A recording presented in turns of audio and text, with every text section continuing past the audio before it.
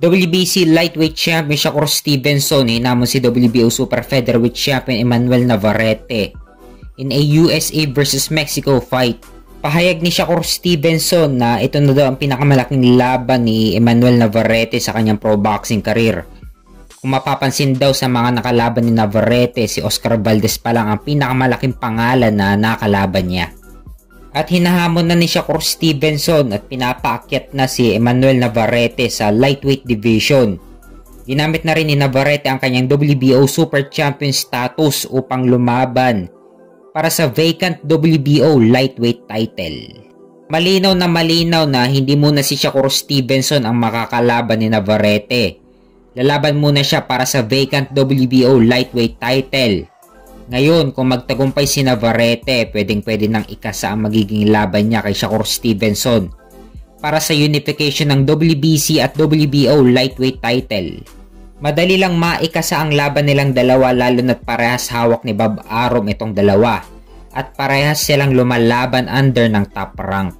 Magandang estilo ni Navarrete na walang tigil sa pagbitaw na suntok. Idagdag mo pa ang pagiging volume puncher niya. Siguradong mapipressure dito ng husto si Shakur Stevenson. Ang problema lang kay Navarrete ay slow starter siya sa simula. Ito ang magbibigay ng advantage kay Stevenson upang lamangan si Navarrete sa puntos.